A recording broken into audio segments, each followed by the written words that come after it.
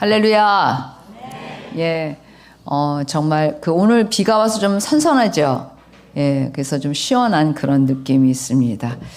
예. 우리 오늘 말씀 보도록 하겠습니다. 마가복음 11장 15절에서 19절 말씀입니다.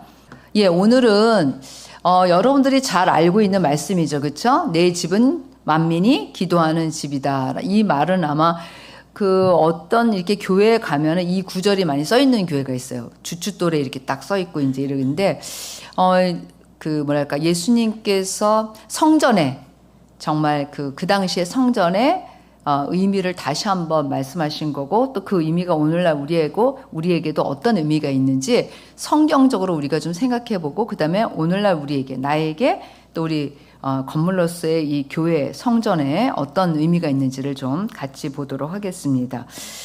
먼저 오늘의 말씀을 좀 보면은 예수님께서 이제 예루살렘으로 들어가셨다고 돼 있잖아요. 어디로 들어가셨다고요? 예, 예루살렘에 들어가셔서 어디에 이제 들어가셨냐면 성전에 들어갔다고 돼 있습니다. 근데 이 성전은 성전에 들어갔다는 거는 예수님께서 성전 뜰에 가셨다는 거예요. 뜰. 그러니까 성소와 지성소는 들어갈 수 없고, 이 성전들은 이방인의 뜰이, 그러니까 이제 성전에 들어가자마자 이렇게 뜰이 있어요. 이렇게 보면. 그래서 이제 성전 뜰을 얘기하는데, 이제 여기에 이런 모습들이 나타나는 겁니다. 그래서 매매하는 자들, 돈 바꾸는 자들, 비둘기 파는 자들. 그런데 예수님께서 어떻게 했어요? 의자를 뒤집어 엎으신 거예요. 그러니까 사실 우리가 이런 행동은 예수님이 성경 속에서 나오는 행동이 아니죠. 그러니까 이제 서기관들과 바리새인들한테 독사의 자식들아 뭐 이렇게 이제 얘기한 그런 표현들도 다른 이제 사도에 있지만, 예수님께서 직접 성전에 있는 이런 사람들의 이렇게 과격한, 진짜 어떻게 보면 행동을 하신 거는 아마 우리가 의외라고 생각할 수 있습니다. 근데 진짜 사실 이렇게 과격한 행동을 하셨어요. 그러니까 이렇게 갑자기 장사하고 있고 돈 바꿔주고 있던 사람들이 예수님께서 그냥 행동만 하시지 않고 소리도 말씀을 하시잖아요. 여기에 기록된 바 내 집은 만민이 기도하는 집이라는데, 내 집은 만민이 기도하는 집이다. 그래서 의자를 들러 엎으시진 않았을 거예요.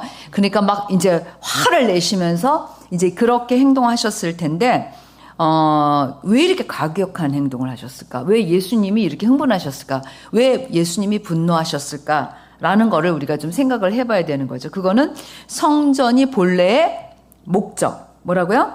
본래의 목적. 성전의 본래의 기능을 잃어버렸다라고 얘기할 수 있습니다. 그래서 사실은 이제 성전의 본래 목적은 뭐고, 성전이 잘못된 게 뭐냐? 이게 오늘 우리 본문에 딱 나와 있어요. 뭐야? 하나는 내 집은 만민이 기도하는 집이라는 거. 그다음에 또 뭐예요? 예, 강도의 소굴을 만들었도다. 이 두 개의 이 문장이 예수님께서 왜 이런 행동을 하셨는지를 말해주는 그러한 말씀이에요. 그래서 우리가 오늘 이 두 가지의 의미를 살펴보면 예수님께서 이 말씀을 왜 하셨는지를 우리가 이제 알 수 있는 거죠. 자, 먼저 여러분들이 성전 그러면, 사실 성전은 우리가 오늘날에 얘기하기는 눈에 보이는 가시적 성전과 눈에 보이지 않는 불가시적 성전이 있어요. 눈에 보이는 가시적 성전은 그 당시의 성전이고, 오늘날에는 뭘까요? 교회, 예배당, 건물로서의 교회를 말하는 거죠. 불가시적 성전은 누구를 말하는 건가요? 모든 예수 그리스도를 주로 고백하는 사람들을 말하는 거예요. 그리스도인들을 말하는 것입니다. 근데 이제 여기서는 구약의 말씀인데, 내 집은 만민이 기도하는 집이라 그랬습니다. 사실 우리가 기도라는 게 뭔가를 좀 기도하는 집이라 그랬으니까, 사실 기도라는 거는 하나님과의 뭘 얘기하죠? 기도는 하나님과의 교제, 또 하나님 앞에 예배, 하나님 앞에 찬양, 그쵸? 그러니까 하나님과의 관계 속에서 이루어지는 장소예요. 다른 거를 하는 장소가 아니라 뭐라고요? 하나님과의 관계 속에서. 예. 되게 이제 중요한 포인트죠. 하나님과의 관계 속에서. 그러니까 아무거나 이것도 해도 되고 저것도 해도 되는 그런 장소가 아니라 하나님과의 관계 속에서 이스라엘 백성들이 드리는 장소예요. 그래서 또 이 기도하는 집은 하나님의 임재가 있는 곳이에요. 그래서 하나님과 이제 이스라엘 백성들 간에 그러한 관계가 있는데 여기서 우리가 이제 내 집은 만민이 기도하는 집이라 그러니까 내 집이라는 것은 성전을 가리키고 만민이 기도하는 집이다라고 했으니까 만민이 기도하는 집이라는 것에 대해서 우리가 좀 또 살펴보면 좋을 것 같아요. 그래서 만민 그리고 또 하나는 기도하는 집. 그게 무슨 의미를 말씀하시는 건가라는 거를 좀 살펴보면 좋겠죠. 자, 원래 성전이라고 이제 생각을 하면 근데 여러분 이스라엘 백성들이 이제 출애굽을 하잖아요. 그쵸? 애굽으로부터 출애굽을 할 때 순수 혈통 이스라엘 사람들만 출애굽을 하게 됐을까요? 애굽 사람들 섞여 있을까요? 섞여 있었죠, 당연히. 늘 사실은 하나님께서 이스라엘 백성들을 택하셨지만 그 가운데는 이방 민족이 있었을까요, 없었을까요? 같이 이방인이 있었을까요, 없었을까요? 있어요. 그래서 구약의 성경을 보면 이방인이 완전히 제외되지 않아요. 하나님의 명령에 이방인도 그 부분에 있어요. 이방인이 어떻게 하면 이렇게 해주고 너네가 이렇게 하면 이렇게 하고 이런 이제 그런 말씀들이 있는데 그래서 사실 이스라엘 민족에게는 순수 이스라엘 민족만 있는 게 아니라 항상 이방인도 섞여 있었다는 것을 알 수가 있어요. 국제 결혼도 있잖아요. 그렇죠? 애굽에 사는 동안에 뭐 국제 결혼 한 사람들도 있으니까. 그래서 원래 이제 그러면 성전의 목적이 뭔지를 우리가 좀 한번 살펴보는데 솔로몬의 기도가 이제 솔로몬이 성전을 짓고 솔로몬이 하나님 앞에 봉헌하기 전에 이제 기도를 하잖아요. 그 기도의 내용이 굉장히 긴데 제가 이제 약간 좀 요 부분만 자른 거예요. 41절에서 43절 말씀까지 한번 우리 같이 보도록 하겠습니다. 또 주의 백성 이스라엘에 속하지 아니하는 자 곧 주의 이름을 위하여 먼 지방에서 온 이방인이라도 그들이 주의 크신 이름과 주의 능한 손과 주의 펴신 팔의 소문을 듣고 와서 이 성전을 향하여 기도하거든 주는 계신 곳 하늘에서 들으시고 이방인이 주께 부르짖는 대로 이루사 땅의 만민이 주의 이름을 알고 주의 백성 이스라엘처럼 경외하십니다. 또 내가 건축한 이 성전을 주의 이름으로 일컫는 줄을 알게 하옵소서라고 말하고 있죠. 자, 그래서 우리가 오늘 이제 여기에 있는 이 41절부터 43절의 말씀을 통해서 솔로몬이 뭘 기도니까 뭐 이 본문에 나와 있지는 않지만 이스라엘 백성들은 당연히 하나님 앞에 기도할 때 하나님 들어주세요도 있고 기도 내용이 다 이스라엘에 관한 거예요. 딱 이방인에 관한 거는 여기만 나와 있어요. 솔로몬의 성전의 기도에서. 근데 여기서 보면 뭐예요? 이방인이라도 뭐예요? 이 성전을 향하여 뭐하면? 기도하면. 그쵸? 이방인이라도. 이스라엘 민족만이 아니에요. 사실 이 성전은 어떻게 보면 하나님과 이스라엘 백성들과의 관계에서 하나님께 이제 솔로몬이 지은 건데 근데 그 솔로몬이 뭐라고 얘기하냐면 여기에 보면 하나님이 누구신지를 알고 온 이방인. 나와 있잖아요. 그쵸? 한마디로 얘기하면 뭐야? 하나님이 어떤 분인지 알고 온 이방인이 이 성전을 향하여 누구한테 기도하면? 하나님께 기도하면 하나님께서는 들으시고 그 이방인이 기도한 대로 이루사. 그래서 목적이 뭐예요?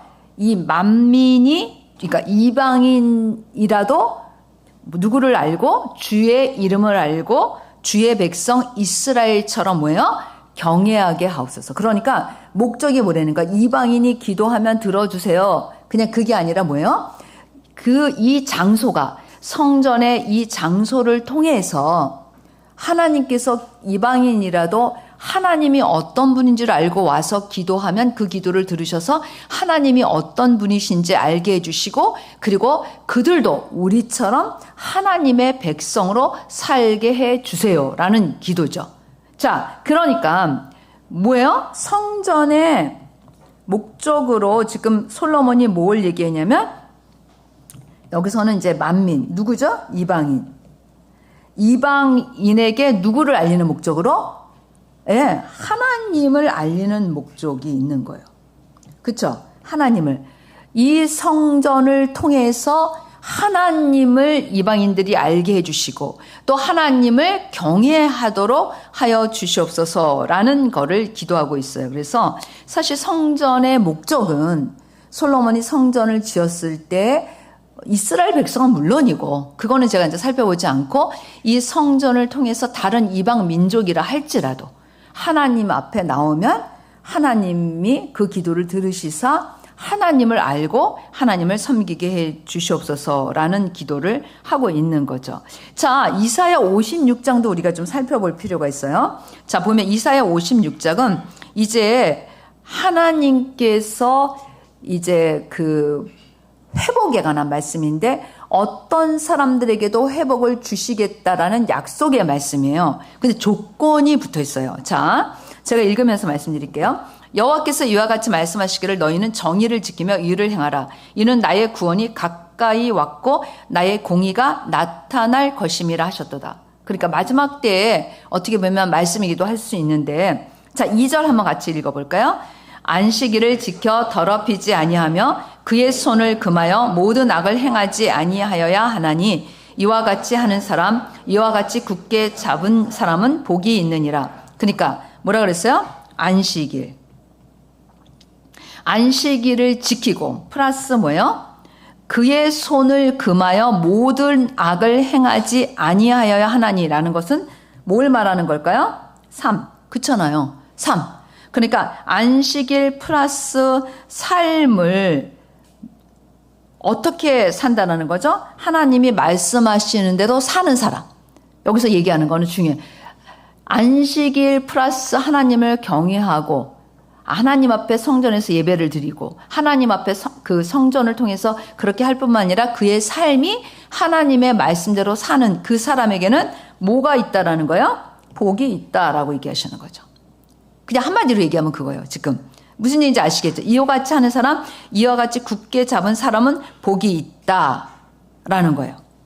자, 그런데 여기 이 본문이 되게 재미있다라고 표현하기보다는 정말 구약 시대 때도 하나님께서는 이스라엘 백성들뿐만 아니라 다른 이방 민족들, 그래서 이방 나라에 대해서 예언하신 것도 많아요. 이방 민족들을 향해서 하나님은 그들을 어떻게 보면은 그들이 하나님이 백성이 되는 것을 하나님은 계획하셨을까요? 안 하셨을까요? 하셨어요. 그럼 조금 이제 다른 말로 하나님은 다른 민족까지 하나님을 알 수 있도록 하나님은 그래서 이제 우리가 이게 좀 신학적인 용어로 하나님의 선교라니까 하나님이 주도적으로 모든 사람들을 구원하는 것을 계획하셨다라고 이제 얘기할 수 있는 거예요. 우리 제가 지난주에 수업을 화요일 날 이제 저녁에 듣는데 우리 교수님이 이제 강의를 하시면서 그러는 거예요. 자기가 애굽 사람을 만났대요. 근데 도대체 애굽 사람은 어떻게 예수님을 믿고 어떻게 구원을 받는지 그게 너무 궁금하다는 거야. 애굽 사람은 어떻게 보면 이게 이스라엘 백성들하고 좀 천적과 같은 그런 관계란 말이에요. 거기도. 그래서 이제 물어봤대요. 너는 어떻게 그렇게 하나님에 대해서 너는 어떻게 생각하냐? 너네 어떻게 믿냐? 이랬더니 무슨 소리를 하는 거냐고. 너 성경 봤냐고 우리 교수님한테 그러면서 한국은 안 나와 있지만 애굽은 하나님이 회복하신다고 써 있다고 이렇게 얘기를 하더라는 거예요. 그래서 우리 민족 하나님이 택하신 민족이라고. 그래서 갑자기 교수님이 빙 해가지고요. 갑자기 알았다고 그러셨다는 얘기를 지난 이제 화요일 날 수업 때 나눠주셨어요. 그 얘기를 들으면서 이제 하나님의 선교, 하나님이 그러니까 예수 그리스도를 통해서만 우리에게 구원이 주어진 게 아니라 아브라함을 선택하실 때부터 아니 어쩌면 아담과 하와가 죄를 짓고 예수 그리스도를 보내실 계획을 하는 그 모든 그 마지막까지의 하나님이 열방을 구원하신다라는 계획이 있었다라는 거예요. 근데 여기에 보면 두 부류의 사람이 나와요. 하나님의 백성으로 택함을 받을 수 없는 두 부류의 사람. 첫 번째는 뭐예요? 이방인. 그 다음에 누가 나올까요? 고자. 예, 고자가 나와요. 그 이제 이방인이, 그러니까 원래는 여호와께, 이 3절에 보면 여호와께 연합한 이방인은 말하기를 여호와께서 나를 그의 백성 중에서 반드시 갈라내시리라 하지 말고, 고자도 말하기를 나는 마른 나무라 하지 말라. 그러니까 뭐냐면, 이게 뭐냐면 여호와께 연합한 이방인이라는 게 뭐예요? 아까 얘기한 하나님을 섬기는, 하나님을 그의 삶으로 하나님을 또 예배하는, 하나님을 아는 이방인은 누구하고 연합된 거죠? 여호와하고 연합됐어요. 그러면 원래는 하나님이 그의 백성 중에서 갈려요, 안 갈려요? 갈라내시잖아요. 근데 뭐예요? 갈라내시지 않는다라는 거예요. 그리고 원래 고자는, 예, 고자가 뭔지 아시죠? 제가 설명하지 않아도. 고자는 정상적인 사람이 아니에요. 그쵸? 문제가 있는 거죠? 불구죠? 그럼에도 불구하고 원래는 그러면은 안 되는 건데, 여기서 뭐라 그러는 거예요? 고자도 뭐라는 거예요? 나는 마른 나무라. 그러니까 나는 이미 안 돼. 라는 게 아니라고. 마른 나무라 하지 말라는 거예요. 그러면서 이제 설명하죠. 4절에 뭐예요? 여호와께서 이와 같이 말씀하시기를 나의 안식일을 지키면, 또 앞에 2절에 말한 거를 그대로 반복하고 있어요. 나의 안식일을 지키며 내가 기뻐하는 일을 선택하며 나의 언약을 굳게 잡은 고자들에게는. 그러니까 복이 있을까 없을까? 이걸 복이 있다. 그 얘기예요. 그래서 어떻게 복이 있냐면 5절에 있는 거예요. 내가 내 집에서 내 성 안에서 아들이나 딸보다, 원래 성 안에 못 들어와요. 고자는. 근데 나은 기념물과 이름을 그들에게 주며 영원한 이름을 주어 끊어지지 아니하게 할 것이며. 이건 불가능해. 원래는. 구약에서는 뭐야? 불가능해요, 여러분. 불가능인데 지금 뭐 하신다는 거예요? 그렇게 하시겠다는 거예요. 그다음에 6절에 보면 이방인이 나와요. 또 똑같이 나와요. 아까 고자들에게는 한 거하고 똑같이 이방인에게는 나와요. 그러면서 7절 같이 한번 읽어볼까요? 내가 곧 그들을 나의 성산으로 인도하여 기도하는 내 집에서 그들을 기쁘게 할 것이며 그들의 번제와 희생을 나의 제단에서 기꺼이 받게 되리니 이는 내 집은 만민이 기도하는 집이라 일컬음이 될 것임이라. 예, 그러니까 무슨 얘기예요? 사실 어떻게 보면 우리도 이방인이에요, 아니에요? 이방인이지, 우리도. 우리는 택한 이스라엘 백성이 아니잖아요, 객관적으로. 그러니까 지금 뭐냐면 이방인인 이방인도 그와 같이 아까 얘기한 대로 여호와를 섬기는 그 사람들은 어떻게 된다는 거예요? 성산으로 인도한, 하나님의 성산으로 인도할 뿐만 아니라 하나님의 성전에 들어올 수 있게 된다라는 거예요. 이게 벌써 구약에 있는 거예요. 무슨 얘기인지 알죠? 예언도 이제 있는 거죠, 어떻게 보면. 그러면서 이제 8절이 이렇게 딱 결론으로 하시는 말씀이에요. 8절 읽어볼까요? 이스라엘의 쫓겨난 자를 모으시는 주 여호와가 말하노니 내가 이미 모은 백성 외에 또 모아 그에게 속하게 하리라 하셨느니라. 예, 이스라엘의 쫓겨난 자를 모으시는 주 여호와가, 이스라엘이 다 흩어지잖아요. 근데 하나님께서 그들을 회복하신다는 거예요. 근데 회복하시는데 그들뿐만 아니라 뭐라 그랬어요? 내가 이미 모은 백성 외에 뭐라 그랬어요? 또 모아 그에게 속하게 하리라. 그러니까 그 안에 이방 사람들, 그리고 지금 말씀하신 고자들, 절대 성전에 들어올 수 없는 그들도 뭐예요? 다 내 백성이 되리라 라고 얘기하고 있는 거죠.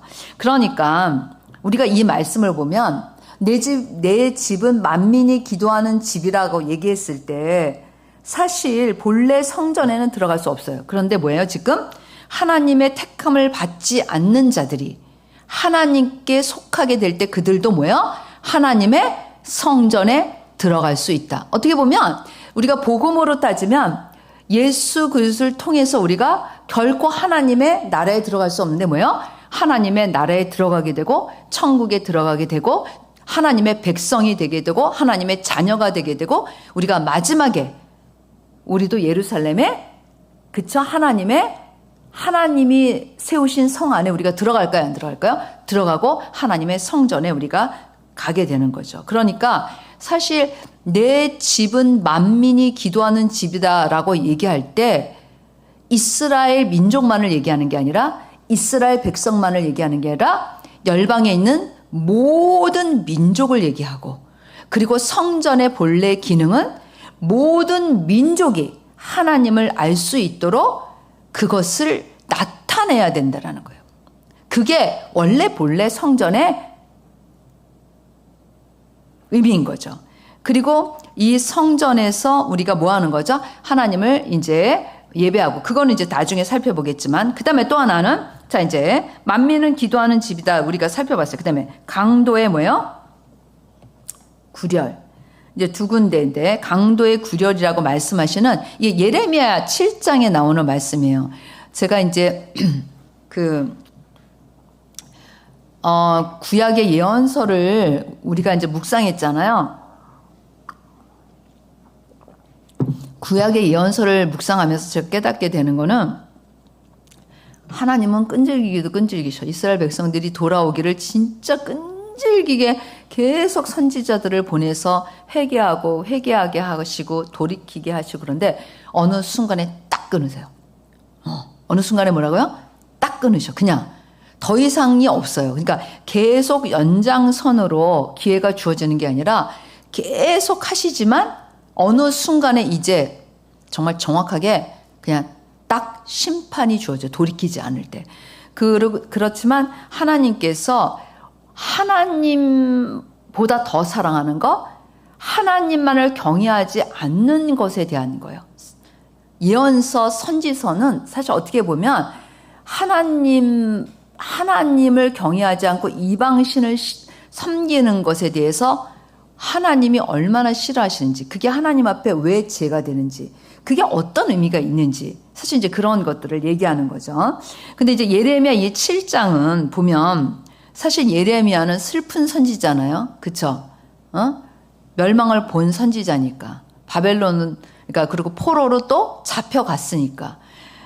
자, 근데 이 말씀에 보면 여호와께로부터 예레미야에게 말씀이 임하니라. 이르시되 너는 여호와의 집 문에 서서 이 말을 선포하여 이르기를 여호와께 예배하러 임으로 들어가는 유다 사람들아, 여호와의 말씀을 들을지어다. 그러니까 뭐예요? 여호와께 예배하러 이 문에 들어가는 누구를 향해서? 유다 사람들을 향해서. 예, 그러니까 성전에 들어가는 사람들을 향해서 이 말을 들으라고 그러는 거예요. 근데 자, 3절 한번 읽어볼까요? 시작. 만군의 여호와 이스라엘의 하나님께서 이와 같이 말씀하시되 너희 길과 행위를 바르게 하라. 그리하면 내가 너희로 이곳에 살게 하리라. 예, 뭐예요? 첫 번째, 너희 길과 행위를 바르게 해라. 뭐라고요? 이게 뭘까요? 너희의 뭐야? 아까도 얘기했듯이 너희의 삶을 하나님의 말씀대로 살아라는 거야. 너네가 성전에는 오면서 그렇게 악한 고아와 가부를 돌보지 아니하고 횡포하고 횡령하고 속이고 이런 것들을 이제 말씀하시는 거예요. 그러면서 뭐냐면 4절 읽어볼까요? 시작. 너희는 이것이 여호와의 성전이라 여호와의 성전이라 여호와의 성전이라 하는 거짓말을 믿지 말라. 이거 읽을 때 이런 생각이 들잖아요. 아니, 지금 여호와의 성전에 예배하러 들어오는 사람들한테 얘기하는데 여호와의 성전 맞잖아요. 그쵸? 아직도 감이 안 잡히셨어요? 지금 아니, 여보세요. 지금 성전에 들어가는 사람들한테 얘기하라고 그랬어요. 그런데 너희의 길과 행위를 바르게 하라고 하면서 이것이 여호와의 성전이에요. 지금 눈에 보이는 성전이에요, 여러분. 이것이 여호와의 성전이라 이것이 여호와의 성전이라 여호와의 성전이라 하는 거짓말을 믿지 말라고 그래요. 무슨 의미야 이거는? 분명히 지금 여호와의 성전에 들어갔잖아. 뭐 다른 데 들어간 게 아니라 다른 건물을 가지고 지금 여호와의 성전이라 여호와의 성전이라 이렇게 얘기하는 게 아니란 말이야. 그러면 도대체 이게 무슨 의미가 있을까?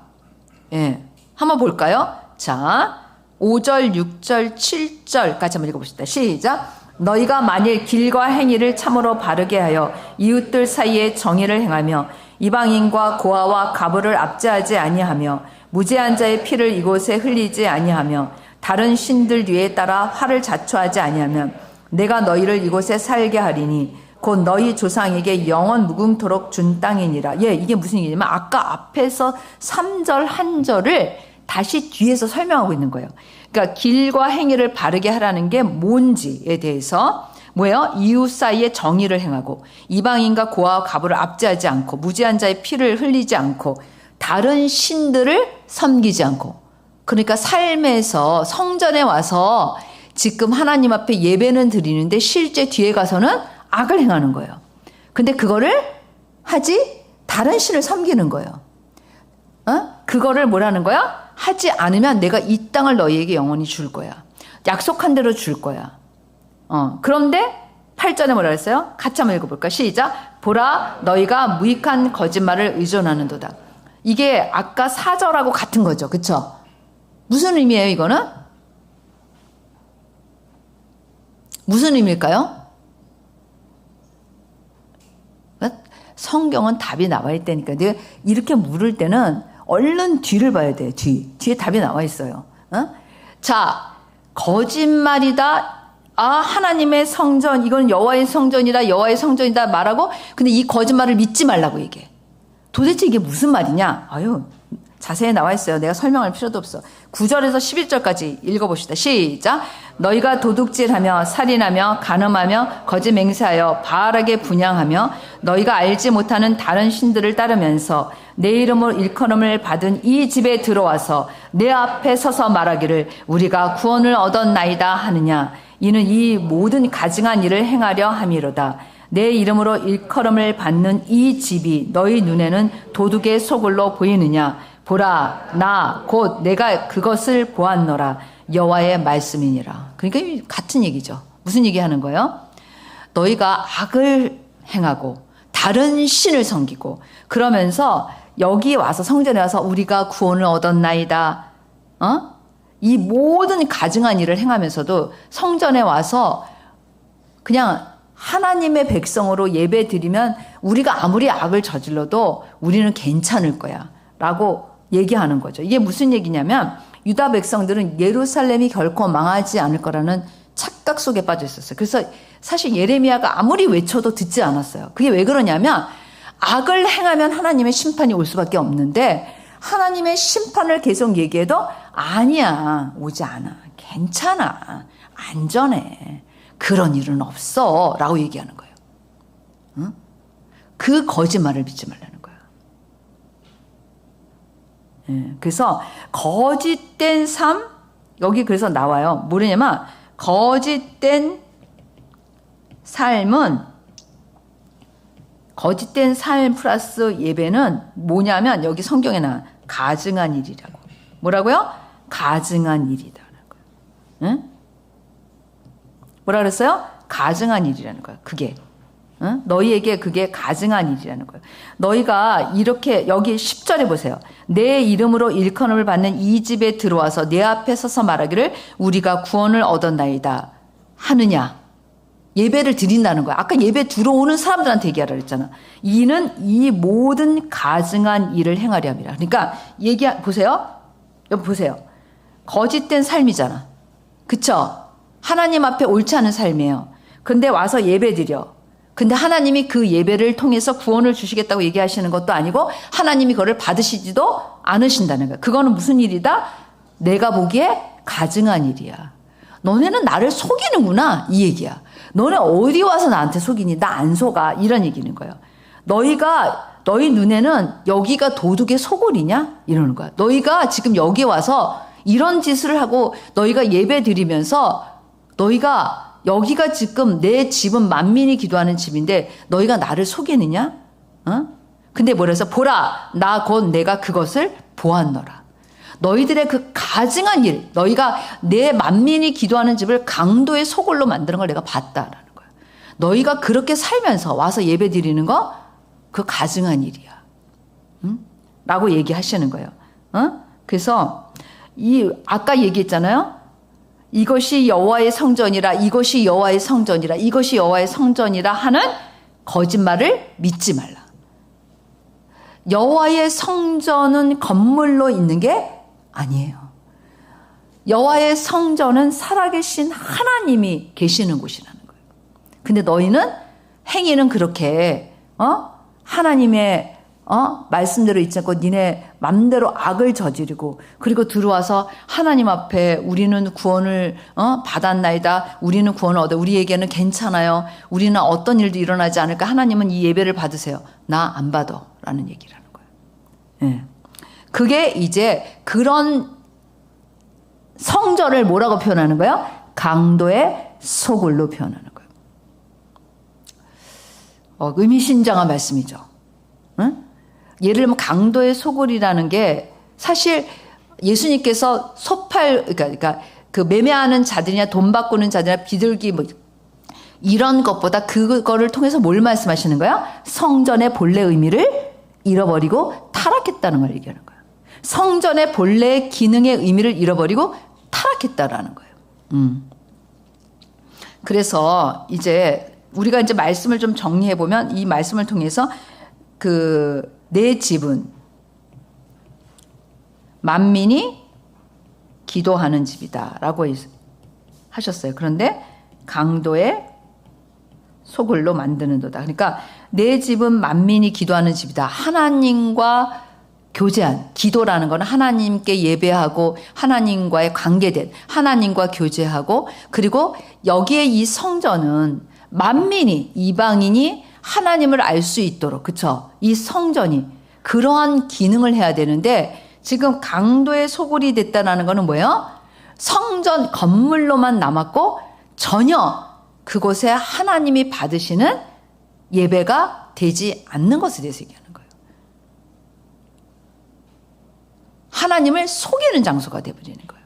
그게 강도의 소굴이 되었다라고 얘기를 하는 거죠. 그래서 사실 우리가 신약으로 돌아와서 봐도 사실 예배는 삶이죠. 로마서 12장 1절에 보면 그러므로 형제들아 내가 하나님의 모든 자비하심으로 너희를 권하노니 너희 몸을 하나님이 기뻐하시는 거룩한 산 제물로 드리니까, 그러니까 여기서 몸이라는 거는 우리의 삶을 말하는 거예요. 우리의 몸이 있는 동안이 우리의 삶이자 우리의 라이프니까. 그래서 산 제물로, 이게 너희가 드릴 영적 예배라는 거예요. 그러니까 우리가 단순히 하나님의 성전에 와서 예배 드리는 것뿐만 아니라 우리의 삶 전체가 영적인 예배라는 거예요. 이건 되게 우리 그리스도인들에게 중요한 부분이죠. 그래서 사실 교회에서 성도들을 양육할 때, 우리가 사실 성도들을 양육할 때 교회에 나와서 봉사하는 거, 교회에 나와서 예배 드리는 거, 그거보다 더 중요한 게 있는 거예요. 그들의 삶이 뭐예요? 하나님 앞에 있어야 되는 거예요. 그게 되어 있지 않으면 그건 예배가 아닌 거예요. 그 사람은 예배를 드리고 있지 않은 거예요. 죄를 마음껏 지면서 내가 살고 싶은 대로 마음대로 살면서 내가 하고 싶은 대로 마음대로 하면서 난 주일날 와서 예배를 드린다? 그거는 예배가 아니에요, 여러분. 하나님이 어떻게 말씀하셨어요? 가증히 여기는 일이라는 거예요. 그건 되게 우리가 진짜 깊이 생각해야 돼. 교회들이 그래서 사실은 우리가 사실은 정말 우리가 예배 드리는 이 예배도 중요하지만 그것만큼이나 중요한 게 뭐냐면 우리의 삶이 하나님 앞에 초점이 맞춰져 있느냐, 우리의 삶이 정말 하나님을 경외하는 삶이냐, 하나님의 말씀대로 살고 있느냐, 이게 훨씬 더 본래 목적인 거예요. 그런 사람들이 오면 이곳은 어떻게 된다는 거예요? 만민에게 하나님을 알리는 곳으로 쓰임을 받게 돼 있어. 그런데 아니면 그냥 나와서 지금 여기 예레미야 7장에 나온 것처럼 막 내 맘대로 살고 악을 저질러. 그리고 여기 와서 예배만 드리면 너네는 가증한 일을 하고 너희는 심판을 면할 수 없다라는, 아주 이게 무서운 진짜 성전의 본래 의미를 말씀하시면서 하시는 말씀이에요. 그래서 이제 구약의 성전이 신약의 성전으로 바뀌잖아요.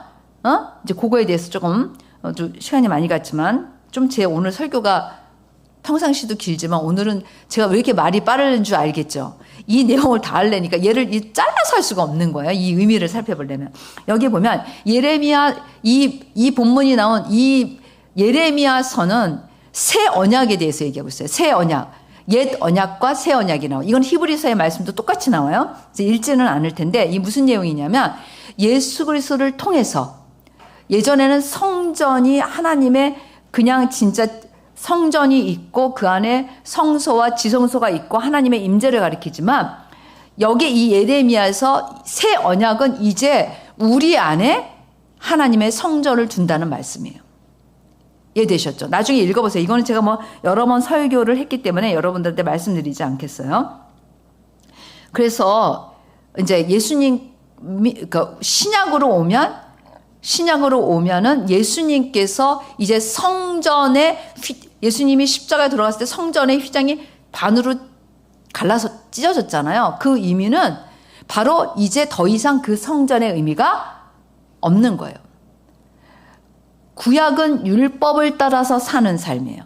신약은 성령을 따라 사는 삶이고 은혜를 따라 사는 삶이에요. 자, 그래서 이제 예수님께서 사실 이렇게 말씀하셨는데도 여기에 나오는 보면 대제사장들과 서기관들은 듣질 않아. 그리고는 그냥 예수님을 어떻게 하면 잡아서 죽일까만 생각을 해요. 이렇게 되게 중요한, 사실 어떻게 보면 깨우칠 수 있는 말씀을 했음에도 불구하고.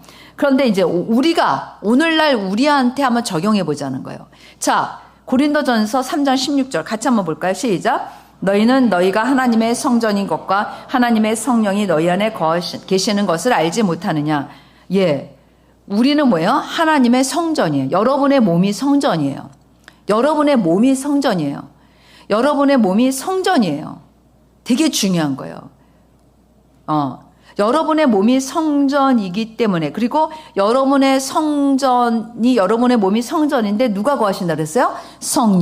성령인데 성령 하나님이 거하시는 거예요. 그러니까 우리는 자꾸 성령님을 무슨 일개 영으로 생각한다든지 내가 좀 부릴 수 있다든지 있으면 있고 없으면 없는 존재로 생각하면 안 돼요. 성경에 분명히 여기서 성부 하나님, 성자 예수님, 성령 하나님이에요. 뭐 교단에 따라서 조금 이거에 대해서 강조점이 틀리긴 하지만 그냥 성경이 가르쳐주는, 저는 교단이 아니라 성경이 가르쳐주는 대로 보면 지금 현재 여러분들과 저에게는 성령 하나님이 가장 중요해요. 왜? 그분을 통해서 하나님을 알고 그분을 통해서 예수 그리스도를 아는 거예요. 그러니까 성령 하나님을 통해서 성부 하나님을 알고 그 다음에 성령 하나님을 통해서 성자 예수님을 아는 거예요. 그런데 여기서 보면 그러면 하나님의 성전으로서의 우리, 그쵸? 우리 몸이야. 여러분의 바디, 몸. 예? 플래시가 아니에요. 어떤 그런 우리의 뭐 육체적인 죄는 현저하니 뭐 이런 그걸 말하는 게 아니에요. 진짜 실제 우리 몸이에요. 이 몸 안에 거하시는 거예요. 그런데 자, 아까 봤을 때 여러분 기억하고 계세요? 제가 구약을 살펴봤을 때 자, 성전에 하나님 앞에 예배 드리러 오기 전에 성전이 하나님의 그러니까 삶이 하나님의 말씀대로 살아야 된다고 그랬잖아요. 그쵸? 하나님의 말씀대로 산다라는 거는 악을 행한다라는 거예요. 어떻게 보면 거룩함이라는 거예요. 거룩함이에요. 그쵸? 아까 구약에서도 구약의 거룩이라는 단어가 나오진 않았지만 뭐예요? 우리의 삶이 하나님 앞에서 거룩해야 된다라는 거예요. 그쵸? 그래서 우리가 구약에 보면 죄가 있을 때 성전에 나와서 그 제물을 통해서, 그러니까 짐승을 통해서 우리의 죄를 대신 하나님 앞에서 용서함 받잖아요. 그땐 예수 그리스도가 오시기 전이니까.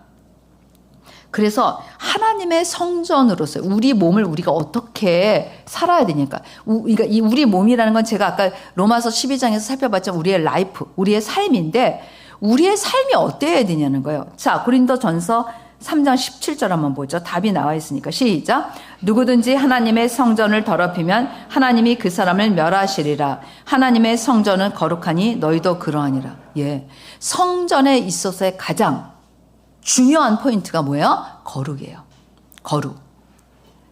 거룩이에요. 그러니까 그래서 이 거룩이 되게 중요해요.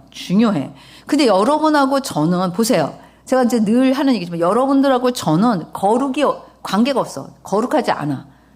죄성 충만. 뭐 그냥 우리가 애를 보면은 이 어린 자녀들을 보면 죄성이 충만하다는 걸 알 수 있어요. 올라오는 게 이제 죄성의 그 뿌리들이 올라오잖아요. 요새 우리가 형통이를 이제 다스림을 받고 있어요. 형통이가 그래도 애가 참 순하고 애가 그래가지고 지금까지 안 올라왔는데 이제 24개월 됐나요? 그쵸. 24개월 되니까 이제 자아가 이제 충만하게 올라오고 있어. 마음에 안 들면 울고, 마음에 안 들면 이제 고집 피우고 이제 이러는 거예요. 그래도 얘는 약해. 내가 보니까 우리 애들 중에 제일 약해. 다른 애들은 뭐 심했어요. 예, 근데 사실 우리는 거룩해지고 싶어도 거룩해질 수 없고 거룩하려고 노력해도 거룩할 수 없어요. 그런데 우리는 거룩해질 수 있어요. 그게 in Jesus Christ. 우리가 가지는 거룩은 예수 그리스도의 피를 통한 거룩인 거예요. 우리는 죄를 지을 수밖에 없고 우리는 더러울 수밖에 없지만 예수님의 보혈로 씻김받는 거룩은 우리가 하나님이 너는 거룩해라고 인정하시는 거룩인 거예요. 나의 행위로는 거룩할 수 없고 나의 어떤 것으로도 내 몸을 죄를 안 짓게. 구약이 보세요. 율법을 통과한 사람이 한 사람에도 있어요? 없어요, 여러분. 율법을 통과할 수 없어. 어떤 사람도 율법을 완벽하게 지으면 구원을 받는데 그럴 수 있는 사람은 단 한 사람도 없어요. 그게 뭐냐면 율법은 몸을 말하는 거예요. 어떻게 보면. 우리의 삶을 말하는 거예요. 우리의 삶이 죄를 진짜 근처도 안 갖고 완벽하게 해낼 수 있다. 없는 거예요. 없는 거예요. 그래서 율법을 통해서 우리가 죄를 깨닫잖아요. 죄가 뭔지를 깨닫는 거거든요. 그러니까 이게 뭐냐 하면 그런데 우리는 보혈을 통한 씻김받는 거룩이에요. 그러니까 이 몸을 거룩하게 해라는 거잖아. 성전을 더럽히면 하나님이 그 사람을 멸하신다고 그랬잖아요. 그러니까 하나님의 성전이 거룩하니 너희도 거룩하다. 이게 무슨 의미죠? 그럼 우리는 어떻게 거룩하게 될 수 있어요? 조금 아까 제가 얘기했듯이 예수 그리스도의 보혈로 거룩해질 수 있는데 그거를 우리가 뭐라고 얘기하냐면 회개라고 얘기할 수 있는 거예요. 회개는 진짜 중요한 거예요, 여러분. 거룩을 유지할 수 있는, 물론 여기에 예수님의 보혈이 있죠. 이거는 너무 중요한 거예요. 그래서 우리의 라이프 스타일의 회개는 그냥 일상이 되어야 되는 거야. 나는 어쩌다 회개한다? 죄성 충만인 거야, 그러면. 안 봐도 비디오지 뭘. 응? 그러니까 회개가 라이프 스타일이 돼야 돼. 그래서 사실은 회개를 하는 삶, 늘 우리한테는 예수 그리스도의 보혈이 흘러야지 돼요. 여러분과 저한테 반드시 흘러야 되는 게 뭐예요? 늘 예수님의 보혈이 고여 있는 게 아니라 강처럼 흘러가야 되는 거예요. 그 다음에 그 보혈로 나는 씻김 받는 거룩으로 가야 되는 거예요. 안 그러면 여러분들이나 저랑 뭐가 고이면서 뭐가 죄가 고인되니까. 우리가 사실 이 견고한 진이라는 것도 사탄이 귀신이 요새처럼 해서 집이에요. 어떻게 보면. 그러니까 그거를 파쇄하는 방법은 한 가지밖에 없어요. 내가 뭐예요? 주님의 보혈로 날마다 씻김 받는 거룩한 삶을 사는 거. 그리고 내가 거기에다가 다시 틈을 타도록 허락하지 않는 거. 그거 왜 없어요, 방법이. 응? 없어요. 그냥 한 번 하나님이 나한테 은혜를 베풀어줘서 그 집을 파쇄해 주셨다. 그래도 그 다음에 유지하지 않으면 그냥 순간에 들어와. 제가 참 애들은 순진해서 은혜도 빨리 받지만 죄도 빨리 줘. 제가 이렇게 학교를 해보니까 그래. 그렇지만 어른보다 나아요. 왜냐하면 말을 들어. 어른들은 말을 안 들어. 왜 그럴까요? 고집이 세고 이 견고한 진이 강력해서 그래. 자기 생각이 강하고 논리가 있고 주장이 있는데 애들은 뭐예요? 애들은 여러분이 생각하는 것보다 약해. 훨씬 비교가 안 되는 거야. 그러니까 어렸을 때 바뀌어야 돼, 정말. 어렸을 때. 예. 그래서 여기에 보면, 그래서 고린도 후서 여기에 보면 6장 16절 한번 같이 보세요. 시작. 하나님의 성전과 우상이 어찌 일치가 되리요? 우리는 살아계신 하나님의 성전이라. 이와 같이 하나님께서 이르시되 내가 그들 가운데 거하며 두루 행하여 나는 그들의 하나님이 되고 그들은 나의 백성이 되리라. 아멘. 성전과 우상이 어찌 일치하려. 이게 뭐냐면 어떻게 거룩하고 악이 같이 있느냐라는 얘기예요. 어떻게 하나님의 말씀대로 사는 삶하고 악을 같이 가질 수 있느냐는 거야. 그거는 도저히 불가능이라는 거야. 왜? 하나님은 살아계신 하나님의 성전이기 때문에. 그래서 이 건물로서의 이거가 교회의 의미보다는 여기에 하나님이 거하시는 장소로서의 의미가 훨씬 더 중요하다는 거예요. 자, 그래서 오늘 이제 제가 여러분들에게 얘기하고 싶은 거는 우리가 성전이 두 개잖아요. 그쵸? 아까 얘기했듯이 가시적 성전, 그 다음에 불가시적 성전. 그쵸? 이거는 교회. 이거는 불가시적 성전은 우리 몸 안에 있죠. 그쵸? 우리가 하나님의 성전이니까. 그쵸? 자, 그러면 요 두 개를 한번 적용을 해봅시다. 교회가 가져야 될 기능이 뭔가요? 교회가 본래 가져야 될 목적이 뭐예요? 예? 여기는 하나님하고 교제하고 예배하고 찬양하고, 그 다음에 또 하나는 이 교회는 다른 사람들에게, 믿지 않는 이방인들에게 하나님을 알리게 해주고 하나님이 살아계심을 알려주고 그들도 여기 와서 하나님을 알 수 있게 해주는 거. 이게 본래 목적이에요. 사실 제가 예전에 이제 한창 교회들이 뭐 북카페도 만들고 그 다음에 커피 마시는 데도 만들고 이제 그렇잖아요. 그래서 초창기에 제가 이제 좋게 생각했어요. 왜냐면 교제도 하잖아요, 우리가. 근데 제가 우리가 성전 건축하는데 8년이 걸리는 동안에 제 생각이 많이 바뀌었어요. 사실 처음에는 저는 그런 생각을 가지고 있었어요. 우리 여기다 그런 것도 좀 하면 좋겠다 이렇게 생각했었는데 제가 안 한다 그랬어요. 그런 거 안 만든다 그랬어요. 왜 그랬을까요?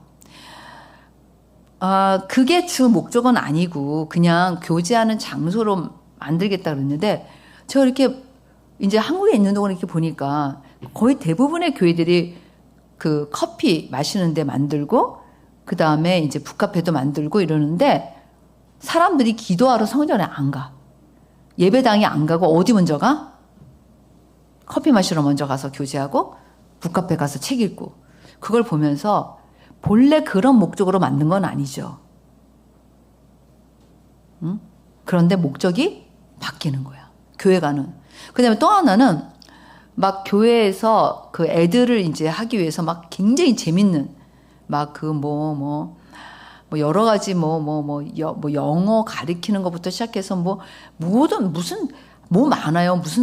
심지어 발레도 하고 그 다음에 운동도 가르치고 종류별로 다 있어.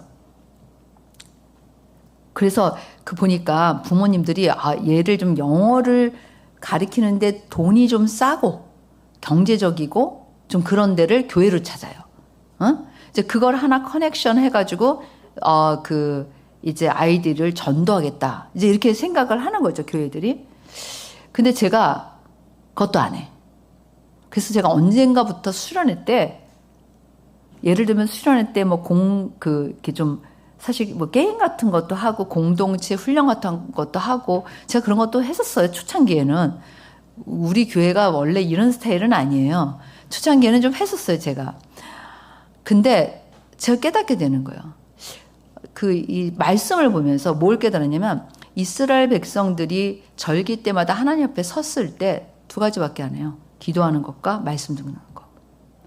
제가 그걸 보면서 집중적으로 하나님 앞에 나온 수련회나 이런 기간 동안에 정말 하나님이 원하시는 거, 기뻐하시는 것이 목적이지 우리 이거 해보자, 우리 저거 해보자, 그게 중요하지 않다는 걸 깨닫고 나서부터 무조건 밥은 먹어야 되니까. 그러니까 말씀 듣고 기도하고 밥 먹는 거 3가지밖에 없어. 중간에 낮잠 한번 재워. 왜 그러냐면 저녁 때 졸지 말라고. 그렇죠? 사실 그렇게 된 이유가 있는 거예요. 그러니까 그게 그러니까 수련회 왜 하지? 수련회 목적이 뭐지? 하나님과 더 깊이 교제하기 위해서, 하나님을 더 깊이 알기 위해서. 어떻게 보면 절기에 하나님 앞에 이스라엘 백성들이 쓰는 것처럼 우리가 그러한 시간들이란 말이에요. 집중해서. 걔네들은 모든 일을 내려놓고 모든 거를 내려놓고 하나님 앞에 지키잖아요. 응? 그런 것처럼 그래서 그렇게 이제 생각하면서부터 바꿨고, 또 하나는 교회를 이제 8년 반이나 걸렸어요. 우리 성전 건축하는데 8년 넘었죠. 그런데 그때 그냥 제가 이렇게 말씀을 묵상을 쓰면서 생각이 바뀐 거예요. 그리고 처음에 목적은 안 그랬는데 가만히 제가 이제 있는 동안에 보니까 자꾸 사람들이 교회 가서 기도하기보다는 뭐야? 커피숍 먼저 가고 거기에 먼저 가고 교제가 우선이 되는 걸 보게 돼요. 교제 필요하죠. 그래서 그냥 교회는 뭐예요? 기도하는 곳이 돼야 된다라는 게 제 강력한 주장인 거예요. 회복해야 돼요. 그래서 제가 이거는 제 견해예요.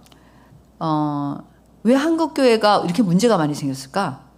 왜 한국 교회가 이렇게 자꾸 샹 내려갈까? 왜 선교사들을 보내는 쪽으로 가지 않고 지금 하강하는 쪽으로 갈까? 그거는 교회가 본래의 기능을 잃어버렸기 때문에, 교회가 본래의 목적을 점점 잃어버리고 있기 때문이에요. 우리가 물론 전도해야 되고 복음 전파해야 되고 그래야 되지만 본래의 목적, 그게 있어야지 돼요. 살아있어야 돼. 교회는 뭐예요? 만민이 기도하는 집이에요.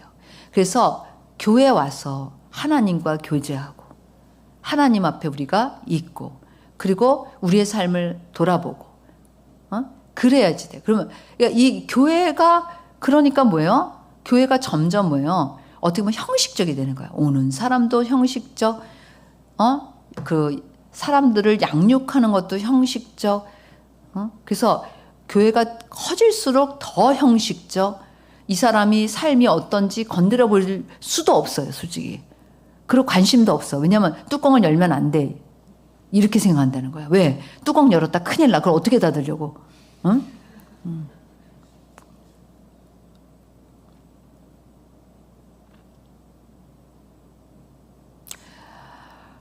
우리가 조금 진짜 그리고 여러분들 제가 부산을 이창호 사람 같이 갔다 왔잖아요. 그러니까 제가 이창기 목사 가족들이랑 뭐 콘도에 여행 간 적은 있지만 이창호 사람 저랑 호텔을 가본 거는 9년 만에 처음인 거예요. 그리고 한국에 호텔을 갈 일이 없어요, 저희 둘이. 사실. 그러니까 이제 그 부산에 둘이 호텔을 예약해서 저희가 간 게 아니라 이제 은총이가 예약을 해줘서 이제 가게 됐는데, 제가 진짜 애들한테 들어서 알고는 있었지만 그렇게 많이 호텔에 커플이 와. 누가 봐도 얘네는 결혼 안 했어. 아니 그냥 90%가 그 이런 나이 든 사람이 온 사람은 2사람밖에 없었어. 우리 부부하고 어떤 부부 하나. 그 호텔에. 나머지는, 그리고 아기를 데리고 온 사람은 몇 팀이 안 돼요. 나머진 다 저 도훈이보다 어리게 보이는 애들이. 남자친구, 여자친구. 이렇게. 아니야, 근데 부끄러워하지도 않아. 빤빤히 강산이야. 그래가지고 나는 너무 진풍경인 거야. 진짜 우리나라가 많이 변했구나. 아니, 우리나라가 진짜 많이 변했구나. 애들이 부끄러워하지 않는구나. 애들이 이게 루틴. 그러니까 제가 이제 어저께 누구를 만났는데 그냥 애들은 이렇게 얘기하나 봐요. 남자친구, 여자친구 사귀면 우리 여행 가는 거야. 여행 가는 거예요. 여행을 왜 안 가? 너네 참 커플 이상하다. 너네는 안 가까운가 봐. 뭐 이런 식인 것 같아, 보니까. 그래서 내가 막 너무 충격받아가지고 우리 민진 선생님하고 예을 선생님한테 얘기했더니, 목사님은 몰라도 너무 모른다는 거지. 그 뉘앙스가 목사님 이러는데 그거 아무것도 아니에요, 이제는. 근데 사실 우리 중고등부 애들 제가 성교육 다 시켰고, 그 다음에 왜 우리 정조를 지켜야 되는지, 남자고 여자만 지켜야 되는 게 아니에요. 왜 지켜야 되는지, 그게 어떤 의미가 있는지 제가 그 성교육을 그 아이들한테 시키고, 그리고 우리 여자애들은 첫 생리를 할 때 부모님들한테 이 반지를 사주라 그랬어요. 그래서 얘네들 아마 다 끼고 있을 거야. 그치, 너네? 얘네 3명은 다 끼고 있을 거예요. 근데 그냥 교회도 그런 개념이 없어. 시키지도 않아, 이제는. 우리가 우리 몸을 거룩하게 한다. 우리 몸을 구별해 하나님 앞에 드린다. 제가 너무 고리타분한가요? 제가 너무 구시된가요? 우리는 성경대로 살아야 돼요. 난 진짜 너무 제가 충격받은 거예요. 그거를 보면서. 그래서 내가 여보 너무 심하지 않아? 이거는. 그래도 우리 남편은 저보러 이래. 당신은 너무 있잖아. 아니 몰랐냐고 그러는 거예요. 제가 눈이 동그래져가지고. 근데 너무나 어린 애들이야. 진짜 23, 4? 아무리 봐도 그 정도밖에 안 됐어. 어? 막 시뻘건 루즈 바르고 뭐 화장 진하게 아주 그냥 진짜 거의 연예인 수준으로 마스카라까지 이렇게 바르고 그 다음에 뭐 있는 거 없는 거. 근데 저희가 묵었던 호텔이 싼 호텔이 아니에요. 하루에 30만 원이라 그랬던 것 같아. 맞니? 뭘 몰라. 그러면 이틀이면 60만 원이야. 근데 그 비싼 호텔에 도나 요새는 그런 게 그냥 대세니? 응? 그치? 정말 있잖아요. 근데 제가 무슨 생각을 했냐면 나는 애들이 나를 고리타분하게 여기던 뭐 구석기 시대로 여기든 나한테는 안 된다. 우리 교회들은 안 된다. 하나님, 제가 지금 얘기하잖아요. 성전이라니까요. 우리 몸이 성전이에요. 너네 알았지? 뭐라고? 너네 몸이 성전이야. 거룩하게 지켜야 돼요. 교회도 거룩해야 돼요. 이 예배당 장소 거룩해야 돼요.